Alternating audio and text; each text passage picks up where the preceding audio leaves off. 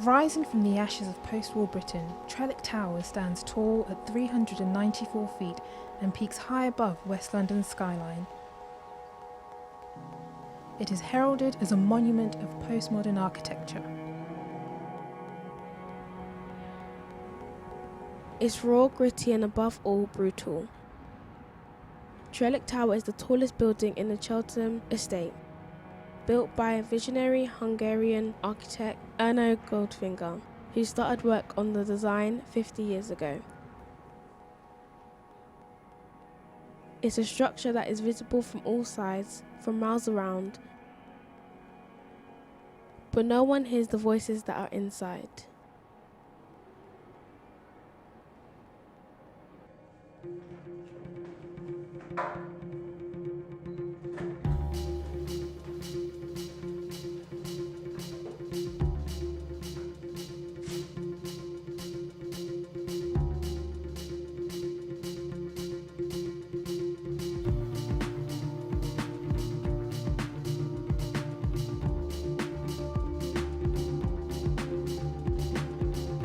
We are a group of young creatives that have come together for a listening project to record the voices of those living and working on Cheltenham Estate.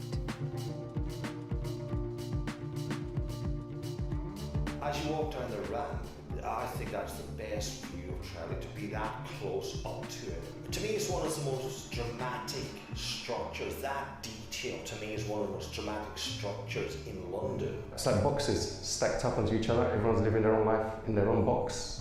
It's just a great place to live in. It's a wonderful environment. Trellick means peace. Over the last 50 years, Trellick has been the home of many hundreds of people and the backdrop to thousands of their stories and memories. With the threat of developers looming, now is the time to capture the voices of Cheltenham Estate's residents.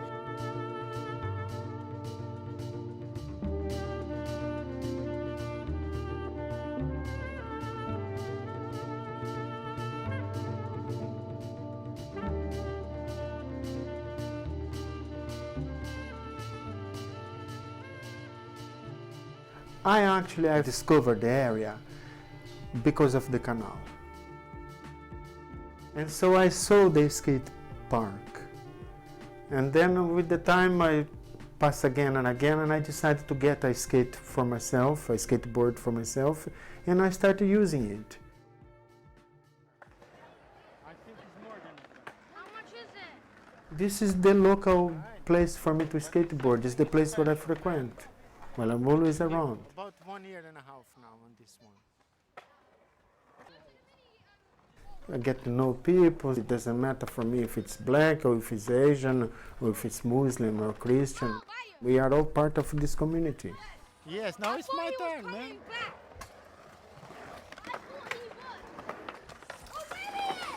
This is our area now.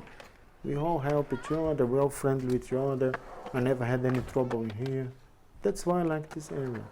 Unlike the other place where I've been, where the people said, oh, we have a gang running this place. We don't like strangers in here.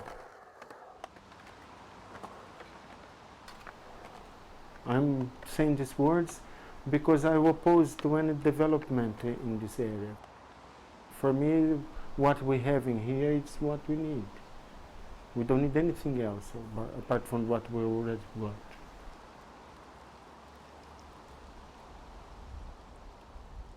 In the 1960s, London County Council, scrambling desperately to replace slums and destroyed homes, turned to Goldfinger, who had a reputation for working quickly, efficiently and within budget.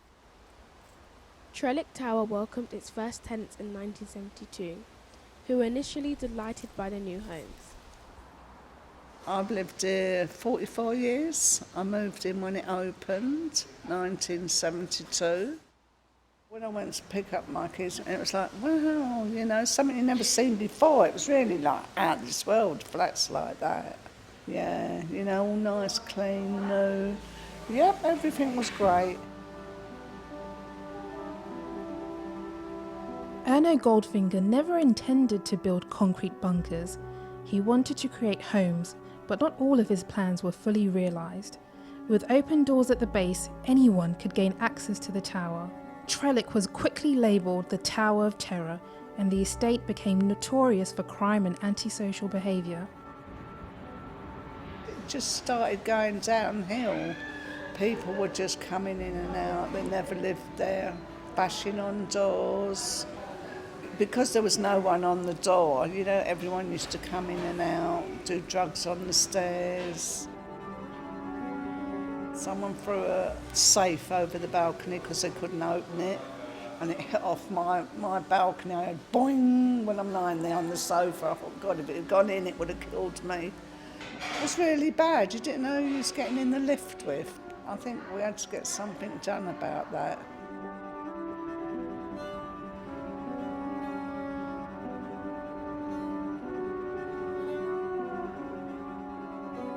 It was rough, it was difficult. We always had just those 3 lifts, but they were covered in graffiti. They were always full of pee on the floor, and sometimes more. You know, that was the norm. But prior to that, like the Wild West, people just come in and out and in and out. Once upon a time in the 70s, Trellick Tower in North Kensington was every council tenant's nightmare. Broken lifts, rubbish, graffiti and crime ensured Trellick Tower was hated by residents and locals alike. After years of hell on the estate, residents rallied to get CCTV installed and 24-hour security on the door.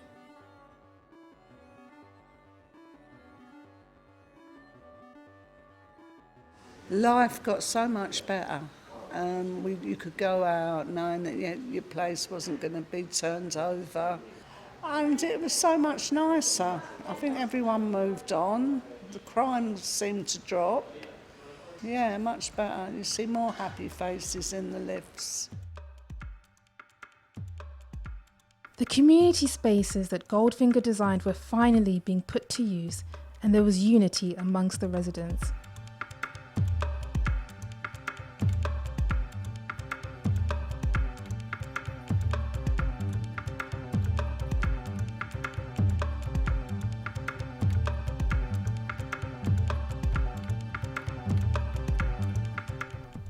I lost the use of my hands for about 6 months due to a thing called peripheral neuropathy, which was a side effect of chemotherapy after the second time I had cancer when I was about 20. So the idea of not being able to use your hands suddenly became very important to me. And so to working with an organisation where you're teaching people how to use their hands creatively, how to turn waste material into something beautiful, probably is the reason I'm here today. Some of our artisan academy designers have designed and produced some phenomenal pieces of furniture, and to the level of quality of finish made by people based within a mile of this building. That was one of the reasons I decided to join, because I love the idea of people using their hands to produce things. It's very rarely that people can get the chance to make things with their hands these days. Everybody sits in front of a computer and designs things, but they don't do things with their hands.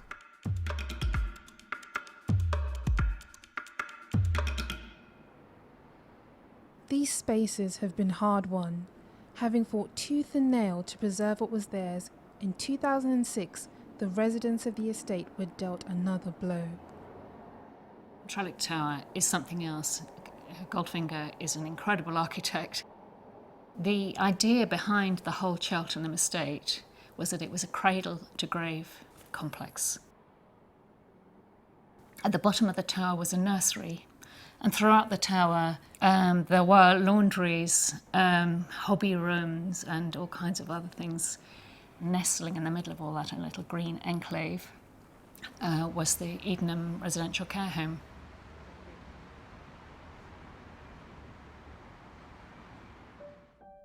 I joined the council 10 years ago, and one of the first meetings I went to was the one where they said that they were doing a feasibility study on the long-term future of the care home, and I thought, oh God, this is it. The policy came before the evidence. They decided they're going to close it, let's find the evidence now. That's a feasibility study. Wrong way around, yeah? Nobody was happy about it. So we had a lot of protests. At one point I chained myself to the gates to stop them demolishing it. They did in the end decide that demolition and rebuilding was the only option because it was unfit for purpose. I knew some of the people who lived there. I've known them for a long, long time. When the decision was made, we had contact with, out of 47 residents, with 42, either them themselves or their families. Within a year, half had died, which is what happens when you move people with dementia. It was absolutely heartbreaking.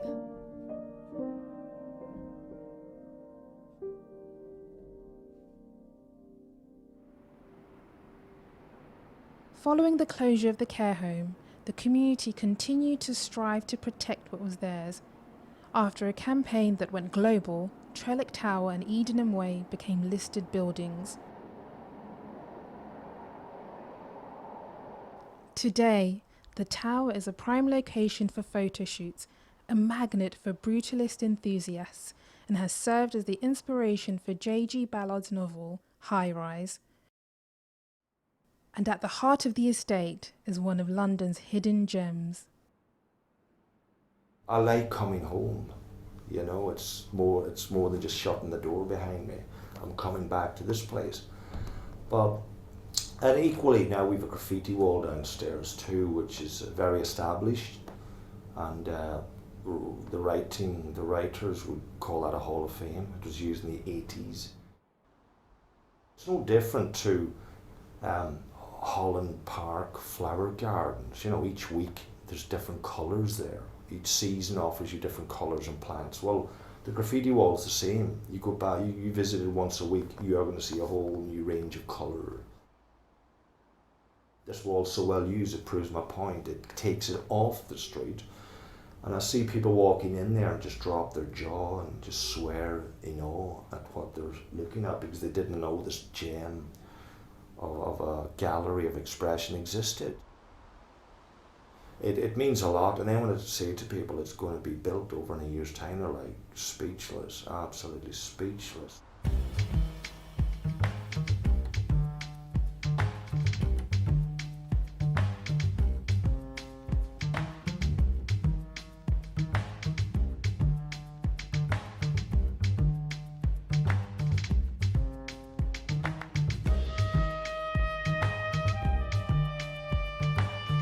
It's not just about the graffiti, it's a space for children to develop their imagination. That's the thing. It's a shame that something of that value is going to be removed without comment. We're losing these things that have a value. That's how I'd sum it up. We're losing the things of value. Thus, these places matter. As we listened to these stories, we came to realise that this isn't just about documenting the residents' lives. This is about a thriving community under threat.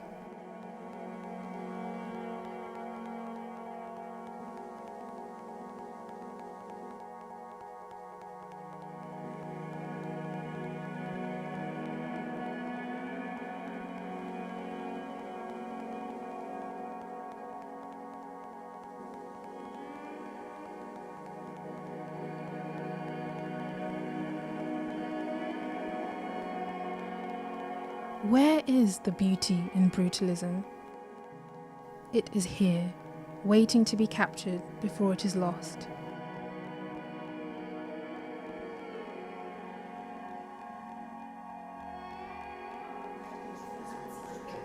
These are the Cheltenham Tapes.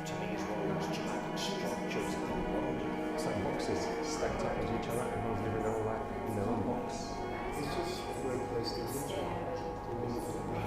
I just sit calmly every day, and just every day it's nice. Even on the other side, you see all of London, whether it's nice weather, bad weather, it's just breathtaking. I love it.